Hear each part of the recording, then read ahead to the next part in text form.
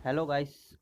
आज हम लोग जो कवर करेंगे वो मध्य प्रदेश की कुछ ऐसी एडिशनल इन्फॉर्मेशन को कवर करेंगे जिसमें हम लोग देखेंगे कि मध्य प्रदेश का गठन कब हुआ, फिर उसके बाद कब कब वहाँ पर परिवर्तन हुआ। जैसे मध्य प्रदेश का हम लोग मेनली जो पढ़ते हैं वो पढ़ते हैं कितना, 1 नवंबर 1 नवंबर 1956। तो ये वो समय का मध्य प्रदेश था जब इसमें छत्तीसगढ़ भी इंक्लूडेड था और महाराष्ट्र का भी कुछ पार्ट इसके अंदर इंक्लूडेड था, है ना। और साइड में जैसे राजस्थान है, गुजरात है, इनके भी कुछ पार्ट थे जो कि इसके अंदर आते थे। मतलब कहने का मतलब है कि भारत जो है उस समय रियासतों से निकला ही था और उस समय डिसाइड नहीं था कि कौन सी रियासत जो है वो किसके अंडर में कवर की जाए। तो उस वजह से क्या हुआ कि समय समय पर कुछ कमेटियों का गठन किया गया और वो कमेटियों ने डिसाइड किया कि मध्य प्रदेश के अंदर कौन सी रियासतें होंगी, कितनी रियासतें होंगी। और समय समय पर ये कमेटी गठित होती गई हैं और अभी भी होती रहती हैं, जो कि इस बात पर गौर करती हैं कि मध्य प्रदेश का कौन सा भाग मध्य प्रदेश में काउंट करना चाहिए, कौन सा नहीं करना चाहिए। क्योंकि हमारे पास एक इशू है, भारत का इशू चाइना के साथ है, पाकिस्तान के साथ, ये तो हमारा मेजर इशू है। बट हमारे पास कुछ कहीं कहीं पर माइनर इश्यूज भी हैं जो कि हमारी पर्सनल स्टेट्स को लेकर होती है। और ये इशू जो है ये हमारा इंटरनल मामला माना जाता है कि भारत के अंदर भी हमें ऐसी कुछ चीज़ें देखने को मिलती है जो कि रियरली होनी तो नहीं चाहिए, लेकिन फिर भी हमें देखने को मिलती है वो, जो कि ठीक नहीं है ना। स्टेट्स का जो लैंड का डिस्ट्रीब्यूशन है वो कहीं ना कहीं अभी भी लेकर सीमा जो है अभी भी विवाद में रहती है। तो आज हम लोग मध्य प्रदेश का जो गठन हुआ है ये हुआ है 1 नवंबर 1956। और उस समय ये जो 1 नवंबर 1956 में उसका गठन हुआ था वो किस समिति के गठन के किस समिति ने इसको सजेस्ट किया था, किस समिति के कहने पर हुआ था, ये पूरा डिटेल आज हम लोग इस वीडियो के अंदर कवर करेंगे। और किस किस समय कितनी रियासतें, कितने ज़िले, कितने डिस्ट्रिक्ट में चेंजमेंट हुआ है, ये भी हम लोग इसमें वीडियो में कवर करेंगे। ठीक है। तो रिसेंटली अभी जैसे मैंने फर्स्ट पेज पर तुम लोगों को ये चीज़ तो बता ही दी थी कि मध्य प्रदेश के अंदर जो ज़िलों की संख्या है और जो संभाग की संख्या है वो मैं तुम्हें पहले ही बता चुका हूँ। ज़िलों की जो संख्या है वो ऑलमोस्ट 51 के समथिंग बताई थी मैंने, और ज़िले जो हैं ये बताए थे 51। और जो संभाग की संख्या है ये मैंने बताई थी कितनी, 10। ठीक है। तो ये चीज़ तो मैं पहले ही मेंशन कर चुका हूँ कि हमारे पास अभी जो प्रेजेंट में हमारे पास जो अवेलेबिलिटी है वो 51 की है, और संभाग जो है ये कितने हैं, 10 हैं।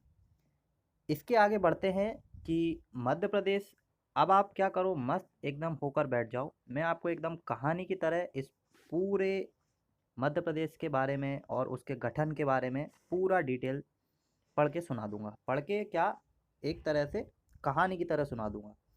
ठीक है। तो स्टार्ट करते हैं मध्य प्रदेश के गठन से। डेट मैं तुम्हें बता चुका हूँ, 1 नवंबर, 1 NOV 1956। ठीक है। अब देखो, भारत राज्यों का, तो ये तो अभी मैं थोड़ा सा मैं बेसिक दे देता हूँ किसके पास। देखो आर्टिकल नंबर फर्स्ट के अंदर लिखा हुआ है भारत जो है ये राज्यों का संघ होगा। ठीक है। और उन राज्यों के अंदर ही आता है कौन, मध्य प्रदेश। तो कहने का अर्थ है भारत राज्यों का संगठन है और कोई भी राज्य इकाई जो है वो भारत से अलग होने के लिए स्वतंत्र नहीं है ना। क्या है कि हम लोगों के यहाँ देखा जाता है कि मैनी ऑफ द टाइम कई स्टेट ऐसे हैं जो कि इस बात की मांग करते हैं कि हमें हमारा एक देश चाहिए। तो ये पॉसिबल नहीं है, क्योंकि हमारे कॉन्स्टिट्यूशन में, जब हमारा कॉन्स्टिट्यूशन बना था, हमारा जब इंडिया आज़ाद हुआ था, तो इस बात का उसी समय डिसीजन ले लिया गया था कि भारत जो है ये राज्यों का संघ होगा और कोई भी राज्य जो है इससे अपने आप को स्वतंत्र नहीं समझेगा। सारे जो राज्य हैं वो मिलकर रहेंगे। वो बात अलग है कि कोई लैंग्वेज के हिसाब से या भाषा के आधार पर या जाति के आधार पर अपना राज्य बना लेगा या अपना अलग कुछ, मतलब जैसे हम लोग बोलते हैं कि आर्टिकल नंबर 6 के अंदर हमारे पास 80 करके असम, त्रिपुरा, मेघालय और मिजोरम करके ये कुछ ऐसी स्टेट हैं, ये चाहती हैं कि हमारे यहाँ गवर्नमेंट का राज ना हो, ये चाहती हैं सीधी सेंट्रल हमें कवर करे। तो ये ठीक है, ये इसमें कोई प्रॉब्लम नहीं है ना, क्योंकि इसमें ये नहीं होता कि इसमें ये सेंटर से अलग हैं। ये ऐसा नहीं है कि ये खुद ही एक देश बन गए, ये हैं अभी भी इंडिया के अंदर ही और स्टेट में ही काउंट करे जाएंगे। लेकिन इनके पास जो शासन होगा वो सीधा किससे रिलेट होगा, वो होगा सेंटर से रिलेटेड। तो जो भारत है ये राज्यों का संघ होगा और राज्य जो हैं वो भारत से स्वतंत्र नहीं होंगे, ठीक है, मतलब हमेशा वो भारत के अंडर ही रहने वाले हैं।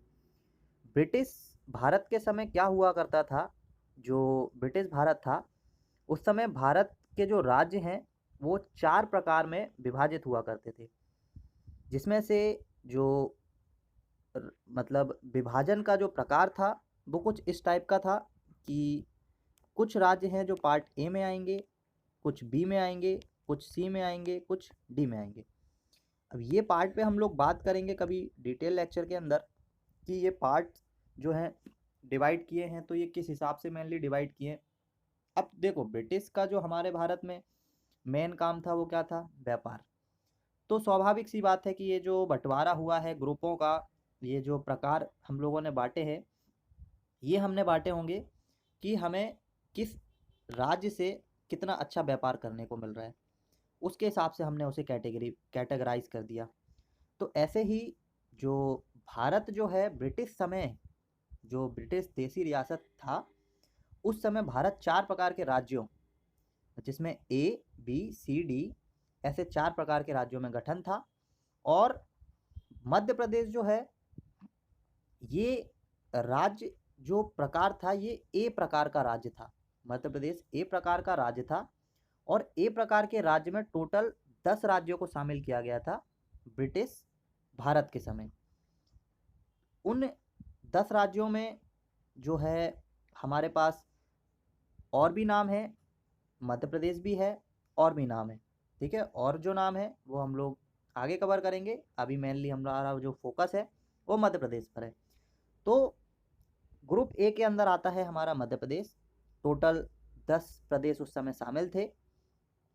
स्वतंत्रता से पूर्व और स्वतंत्रता के पश्चात भाषाई आधार पर राज्यों की मांग चलती रही है।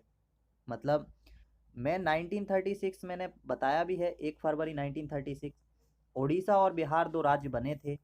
और उड़ीसा जो था, ये उड़ीसा जो है ये लिंग्विस्टिक आधार पर बनाया गया था, मतलब भाषा के आधार पर बनाया गया था।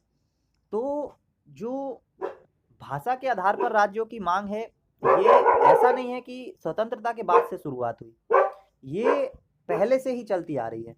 मतलब कि ब्रिटिश शासन से भी चलती आ रही है, स्वतंत्रता के बाद भी चली रही है, अभी भी ऐसी कोई प्रॉब्लम नहीं है, अभी भी चली रही है। लेकिन हम लोग क्या करते हैं कि इसके लिए हम लोग कोई समिति का संगठन कर देते, समिति गठित कर देते हैं, फिर वो उसको कंट्रोल कर लेती है कि उसको कैसे उस पर सलाह मशवरा करना है, कैसे उसको रोकना है। तो भाषाई आधार पर राज्यों की जो मांग है ये हमेशा चलती रही है।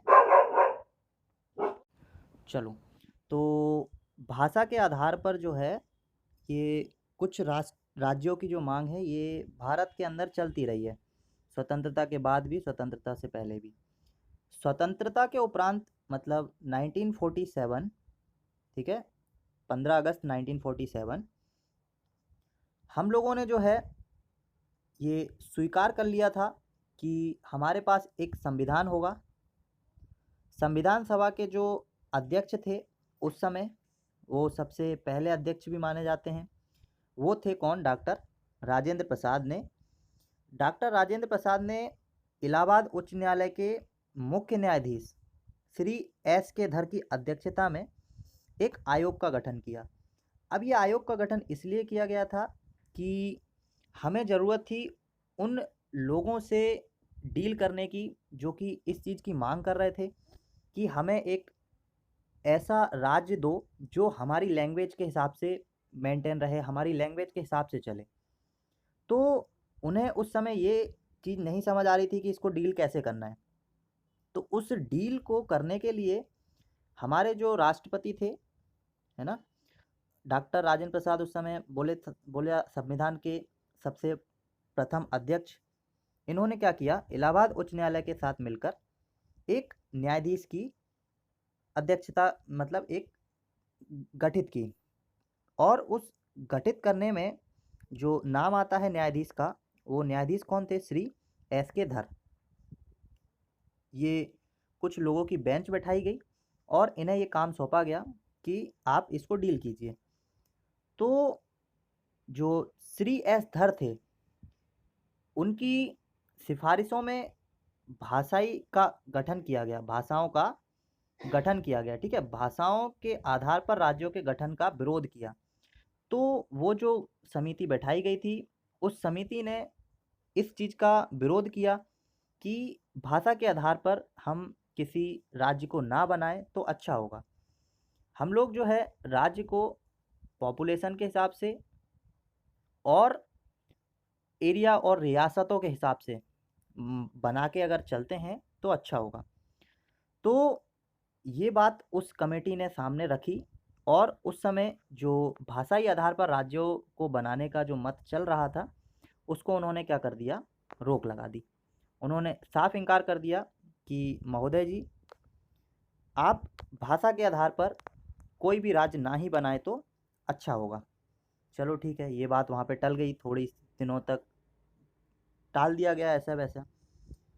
अब भाई साहब समय जैसे जैसे बढ़ता है, लोगों में धीरे धीरे क्या है, थोड़ा ज्ञान बढ़ता है, तो ये चीज़ की मांग जो है वो फिर से स्टार्ट होने लग गई।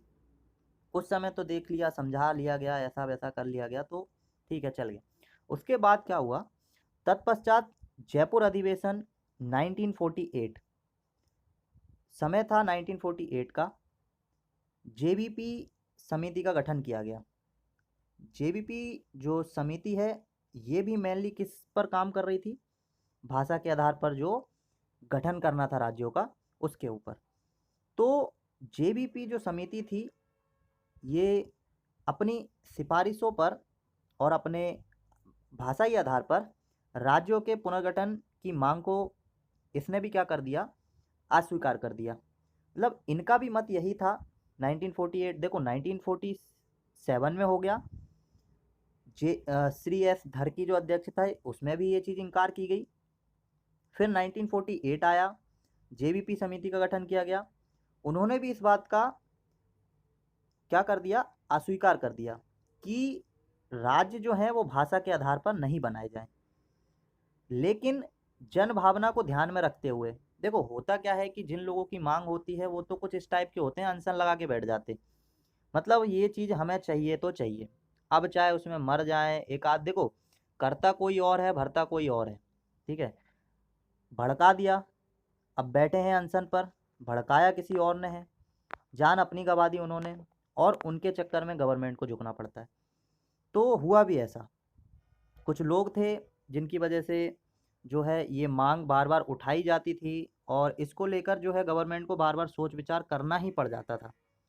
तो जो सेकेंड बैच बिठाई गई 1948 की, जेबीपी सिंह की, उसमें भी इसे लैंग्वेज के आधार पर जो था इसे मना कर दिया बांटने के लिए। लेकिन जन भावना को ध्यान में रखने की बात कही कि जन भावना जो है उसको ध्यान में रखकर हम राज्यों को बनाएंगे। फिर आगे क्या है, आगे है कि प्रतिक्रिया स्वरूप पोटी श्री रामल्लू अनशन पर बैठ गए। अब देखो, लोगों की जन भावना के बारे में उन्होंने बोल दिया कि देखो, जन भावना को हम लोग एकदम सामने रखकर ही राज्य को गठित करेंगे, लेकिन भाषा के आधार पर हम लोग अभी नहीं बोल सकते कि भाषा के आधार पर करेंगे। तो उस समय एक व्यक्ति थे, पोट्टू श्री रामल्लू अनसन, रामल्लू, पोट्टू श्री रामल्लू, ये क्या करे कि ये उस समय अनशन पर बैठ गए और 58 दिन अनशन के पश्चात 15 दिसंबर 1952 को निधन हो गया। अब देखो गांधी जी जो हैं ये इस बात पर बिलीव करते थे कि कुछ भी हो जाए, कोई व्यक्ति मरना नहीं चाहिए, अहिंसा जो है ये नहीं होनी चाहिए। और उस बात को मद्देनज़र रखते हुए यहाँ पे ये जो व्यक्ति बैठे थे पोट्टी श्री रामल्लू, ये अनशन पर बैठे हुए थे और 58 दिन ये अनशन पर बैठे रहे और 15 दिसंबर 1952 को निधन हो गया। एक कह सकते हैं कि गलत चीज़ थी, ठीक है, अनशन पर बैठे हुए थे, मृत्यु को प्राप्त हो गए और उनकी जो मृत्यु है एक तरह से उस समय रीज़न बन गया कि अब भाषा के आधार पर गठन करना ही पड़ेगा। क्योंकि ये जो मांग थी ये कुछ इस तरीके के आंदोलन में बदल रही थी जिसमें मनुष्य की हत्या हो रही थी और हमारा जो भारत है ये कभी नहीं चाहता कि एक राज्य को लेकर जिसका गठन भाषा के आधार पर करना है उसमें किसी व्यक्ति की उसके कारण किसी व्यक्ति की मृत्यु हो। तो इसलिए 1 अक्टूबर देखो यहाँ पे उनका निधन हुआ 1952 को। तो उस समय पंडित जवाहरलाल नेहरू जो थे उन्होंने 1 अक्टूबर 1953 को भाषाई आधार पर आंध्र प्रदेश का क्या कर दिया, गठन। ये जो अनशन पर बैठे थे ये बैठे हुए थे आंध्र प्रदेश के गठन को लेके। हम लोग बात कर रहे हैं भाषा के आधार पर राज्यों को बनाना, मध्य प्रदेश भाषा के आधार पर तो नहीं बना है, लेकिन जो आंध्र प्रदेश है ये भाषा के आधार पर ही बना है। और मेन रीज़न यही था कि श्री रामल्लू जो थे ये अनशन पर थे और इनकी अनशन के समय ही मृत्यु हो गई। तो फिर पंडित जवाहरलाल नेहरू जी ने सोचा कि अब ऐसा और आगे ना हो, तो भाषा के आधार पर एक राज्य की जो है गठन कर दिया गया और वो राज्य क्या था, आंध्र प्रदेश था, 1 अक्टूबर 1953। ठीक है, आगे बढ़ते हैं। आगे बात आती है मध्य प्रदेश का गठन। अब देखो मध्य प्रदेश का गठन तो हो गया था 1 नवंबर 1956 को ही, लेकिन इसके पुनर्गठन भी होते रहे। पुनर्गठन का मतलब कि छत्तीसगढ़ पहले इसका पार्ट था, अलग हुआ। कुछ रियासतें मैंने जैसे कि बताया कि मध्य प्रदेश में आती थी, बाद में फिर डिस्ट्रीब्यूट हुआ, महाराष्ट्र जैसे अलग हुआ। तो इनकी कुछ रियासतें हैं जो कि समय समय पर सीमा विवाद को लेकर चलती रही है। तो इसके लिए समय समय पर कमेटी भी बिठाई गई है और इसको हम लोग नाम देते हैं मध्य प्रदेश का पुनर्गठन। तो मेनली भारत का हृदय जो मध्य प्रदेश कहा जाने मतलब भारत का हृदय कहा जाने वाला जो मध्य प्रदेश है ये भारत का एक भू आविष्टित राज्य है। मध्य प्रदेश का वर्तमान स्वरूप जो आज हमें दिखाई देता है वो एक लंबी प्रक्रिया का परिणाम है। तो मध्य प्रदेश ऐसा नहीं है कि 1 नवंबर 1956 को ही फॉर्म हुआ है, रियासतें थी तो मध्य प्रदेश उसके अंदर ही था। तो ब्रिटिश काल से ही ये, ब्रिटिश काल से बोल सकते हो, है ना, ब्रिटिश काल से ही हम लोगों को तो मैप तो वहीं से मिलते हैं। तो उसी समय से मध्य प्रदेश का जो है ये हमें साक्ष्य देखने को मिलता है। और ब्रिटिश काल में मध्य प्रदेश का स्वरूप पूर्णतः पृथक था। स्वतंत्रता पूर्व मध्य प्रदेश वर्तमान स्वरूप में ना होकर अलग अलग प्रांतों तथा रियासतों में विभक्त था। इन रियासतों में सबसे प्रमुख रियासत सेंट्रल प्रोविंस एंड बरार थी। रियासतें हुआ करती थी, रियासतों में सबसे प्रमुख रियासत जो थी वो सेंट्रल प्रोविंस एंड बरार थी, जिसकी राजधानी क्या थी, नागपुर थी। तो ये रियासतें हैं और रियासतों की राजधानी है, ठीक है, और ये ब्रिटिश काल के समय की बात है। इसके अतिरिक्त कुछ अन्य रियासतें भी थी, जैसे पूर्व में बघेलखंड थी, छत्तीसगढ़ थी, दंडकारण्य रियासतें थी, पश्चिम में मध्य भारत, उत्तर में विंध्य प्रदेश तथा मध्य में महाकौशल तथा भोपाल की रियासतें। तो मेनली जो है मध्य प्रदेश के बारे में जो बोला जाता है कि ब्रिटिश काल में यहाँ पर मध्य प्रदेश ना होकर ये अलग अलग रियासतों में बटा हुआ था और सारी रियासतों के नाम मैंने अभी तुम्हें बता दिए हैं। फिर स्वतंत्रता के पश्चात क्या हुआ कि स्वतंत्रता के पश्चात आधुनिक जो मध्य प्रदेश है वो निर्माण का क्रम जो स्वरूप है ये परिवर्तित किया गया और सर्वप्रथम प्रोविंस एंड बरार, बघेलखंड, छत्तीसगढ़ तथा दंडकारण्य की रियासतों को मिलाकर पार्ट ए स्टेट, मतलब एक स्टेट का पार्ट बना दिया गया। जो रियासतें थी ये सारी, बघेलखंड और छत्तीसगढ़, दंडकारण्य, इन सारी रियासतों को मिलाकर क्या बना दिया, पार्ट ए स्टेट बनाया गया। तथा इसकी राजधानी क्या रखी गई, नागपुर। ठीक है। मध्य भारत को पार्ट बी स्टेट का दर्जा दिया गया। मध्य में जो भारत है उसमें जो मध्य प्रदेश है उसको पार्ट बी का दर्जा दिया गया और इसकी राजधानी जो है वो ग्वालियर एवं इंदौर बनाई गई। ठीक है। अभी चल ही रहा था कि हम लोगों को जो है रियासतों को हमने इकट्ठा किया, उन रियासतों को इकट्ठा करके हमने तमिलनाडु नहीं, नागपुर जो है उसकी कैपिटल बनाई। फिर मध्य में कुछ हमारे पास भारत था, उस मध्य भारत में हम लोगों ने मध्य भारत को स्टेट बी का दर्जा दिया। स्टेट बी दर्जा देके हमने उसकी जो राजधानी है वो क्रमशः ग्वालियर और इंदौर बनाई। फिर आगे क्या बात हुई, इसके अतिरिक्त जो विंध्य प्रांत था, जो विंध्य प्रांत है, इसको पार्ट सी का दर्जा देकर इसकी राजधानी क्या बनाई गई, रीवा बनाई गई। ठीक है। भोपाल को एक स्वतंत्र प्रांत बनाकर पार्ट सी स्टेट के अंतर्गत ही रखा गया। भोपाल जो है ये मध्य प्रदेश का भी हृदय है और इसे पार्ट सी के स्टेट में डाल के इसके अंतर्गत जो है इसको पार्ट सी में हम लोगों ने एक स्वतंत्र प्रांत या डिस्ट्रिक्ट जो है वो रखा गया। यह विभाजन जो था ये भौगोलिक आधार पर था। ठीक है। ये विभाजन हम लोग भाषा के आधार पर नहीं किए हैं, ये सारे के सारे जो विभाजन हुए हैं ये किसके आधार पर हैं, ये भौगोलिक आधार पर किए गए हैं। चलो, तो यहाँ तक तो हो गया कंप्लीट। मध्य प्रदेश जो है इसका ब्रिटिश काल से जो रहा है देखने को स्ट्रक्चर, वो सारा का सारा कैसा रहा है, रियासतों में रहा है। फिर मेन बात आती है, रियासतों के बाद हम लोगों ने मेन बात क्या कि रियासतों को हम लोगों ने कन्वर्ट किया स्टेट में। स्टेट के अंदर भी हमने उनको दर्जा दे दिया ABC। तो इसमें क्या हुआ, ABC जो स्टेट बनी इनके अंदर काफ़ी रियासतों को कवर कर लिया गया। अब बात आती है 20 दिसंबर 1953 ईस्वी की। 20 दिसंबर 1953 ईस्वी में फजल अली की अध्यक्षता में राज्य का पुनर्गठन आयोग की स्थापना की गई। फिर से एक बार देखो, 20 दिसंबर 1953 फजल अली की अध्यक्षता और राज्य का पुनर्गठन। इस पुनर्गठन का क्या मोटो था कि मध्य प्रदेश को एक स्टेट वापस से एक पूरा बिगेस्ट एक स्टेट बनाना है। तो राज्य का पुनर्गठन आयोग की स्थापना की गई।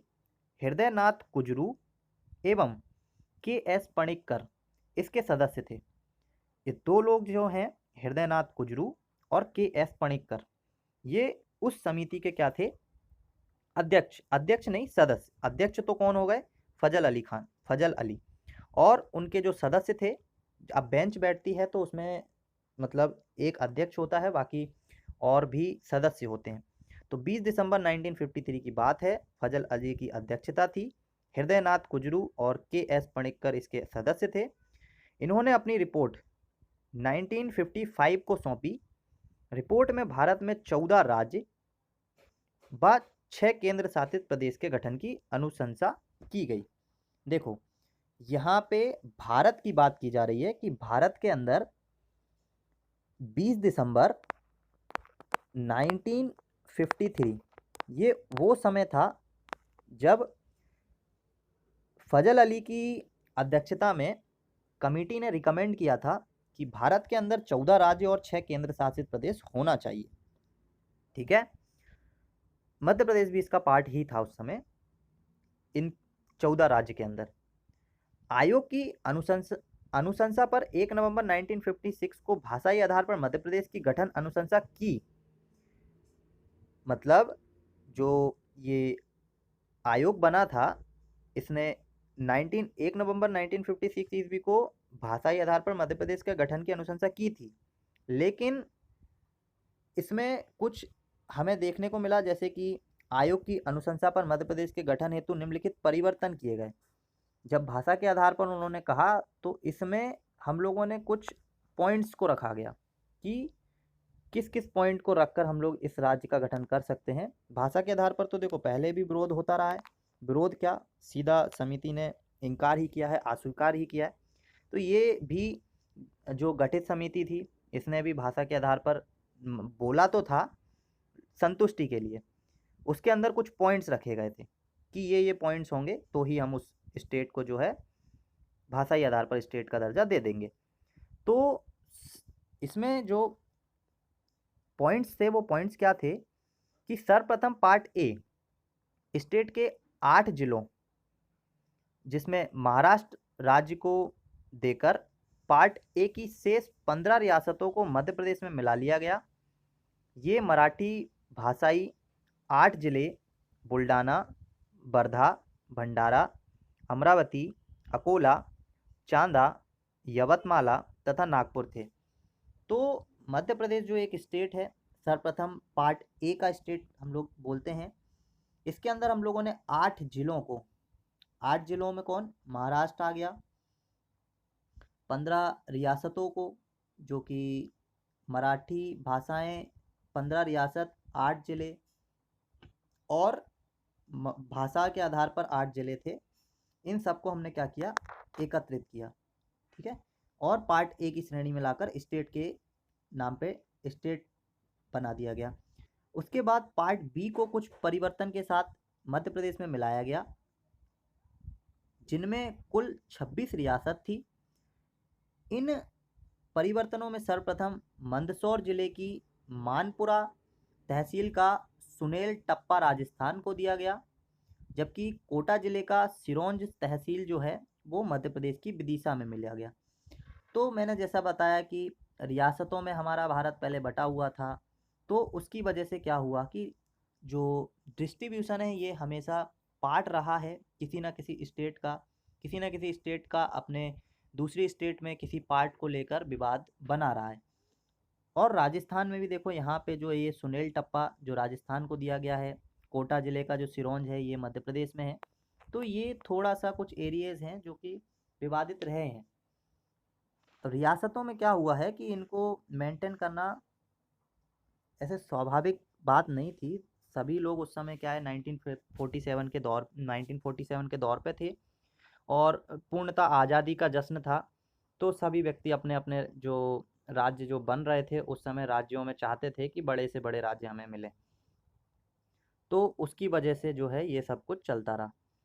पार्ट सी के अंदर जो देखो ये कुछ पॉइंट्स हैं, part A, part B, part C. हमने भाषा के आधार पर ये तो बोल दिया कि स्टेट बनेगा, लेकिन इसके अंदर कुछ हम लोगों ने पार्ट डिसाइड करे कि part A, part B, part C हम लोग बनाएंगे और इनके अंदर इन इन राज्यों को रखा जाएगा। पार्ट सी स्टेट को भोपाल रियासत सहित मध्य प्रदेश में मिला लिया गया, जिनमें कुल 38 रियासतें थी। तो ये तीसरी उनकी निम्नलिखित पॉइंट है। चौथा पॉइंट था कि part A, part B, part C क्रमशः 15, 26 एवं 38 रियासतों को मिलाकर कुल 79 मध्य प्रदेश का गठन किया गया। तो देखो सारी की सारी जो पार्ट ए में, पार्ट बी में, पार्ट सी में सभी स्टेट्स को हम लोगों ने रियासतों को डिवाइड किया। डिवाइड करने के बाद टोटल हमने बोला कि 26, 15, 26, 38 ये रियासतें हैं, ये हर एक स्टेट को अलग अलग दे दी गई और फाइनली जाकर हमारे पास एक मध्य प्रदेश हम लोगों ने बना लिया। मतलब कहने का मतलब है, यहाँ पर एक ब्लैंक पेज ले लिया जाए, ठीक है। तो यहाँ पे पार्ट ए की हमारे पास रियासतें आ गई, PART, पार्ट ए की रियासतें। फिर एक गोला बना लो, उस गोले के अंदर हमने पार्ट बी वाली रियासतें, सी वाली, और इन सारे पार्ट्स को हम लोगों ने नाम क्या दे दिया, इसको हमने नाम दे दिया, सॉरी, इसको हमने नाम दे दिया हमारा प्यारा मध्य प्रदेश। तो मध्य प्रदेश जो गठन है भाषाई आधार पर हमने क्या किया कि ABC पार्ट में हम लोगों ने उसके इंटरनल्स पार्ट्स को डिवाइड किया और सारे इंटरनल्स पार्ट को डिवाइड करने के बाद फाइनली हम लोगों ने क्या दर्जा दे दिया, 79 जो डिस्ट्रिक्ट या 79 जो रियासतें हैं, ये सारी रियासतों को मिलाकर हमने एक मध्य प्रदेश को फॉर्म किया, ठीक है। तो ये 4 पॉइंट थे, भाषा के आधार पर हम लोगों ने उनको प्रोवाइड भी कर दिया और उन सारे प्रोवाइडर्स को जो बड़ा दर्जा दिया वो स्टेट का दर्जा दिया गया और उनके एरिया में उनको ये भी नहीं लगा कि हमें भाषा के आधार पर नहीं बांटा गया है। उन्हें भाषा के हिसाब से उनका खुद का उनको शहर मिल गया, डिस्ट्रिक्ट मिल गई, रियासत मिल गई, और इन सारी रियासतों को मिलाकर हमारा जो मध्य प्रदेश है इसका गठन हो गया। इस संपूर्ण प्रक्रिया के पश्चात 1 नवंबर 1956 को मध्य प्रदेश का गठन पूर्ण हुआ तथा इसकी राजधानी भोपाल रखी गई। यहाँ उल्लेखनीय है कि भोपाल तत्कालिक समय में स्वतंत्र जिला ना होकर सीहोर जिले का तहसील था, लेकिन 1 नवंबर 1956 ईस्वी को जिस मध्य प्रदेश का निर्माण हुआ उसे 8 संभाग और 43 जिले थे। ये 1956 की बात है, जब हमारे पास संभाग की जो संख्या है वो 8 और जिलों की जो संख्या है वो 43 थी। रिसेंटली अभी ये 10 और 51 में कन्वर्ट हो गई है। तो 1 नवंबर 1956 में यहाँ पे 8 संभाग और 43 जिले। इस नवनिर्माण मध्य प्रदेश के प्रथम राज्यपाल जो थे ये पट्टाभी सीतारमैया, और मुख्यमंत्री जो थे ये पंडित रविशंकर शुक्ल उस समय बनाए गए। तो मध्य प्रदेश का गठन हो गया। गठन हुआ है तो उसको चलाने के लिए एक राज्यपाल भी होगा जो कि राष्ट्रपति से छोटा पद माना जाता है। उसके बाद एक मुख्यमंत्री होगा जो कि राज्य को चलाएगा।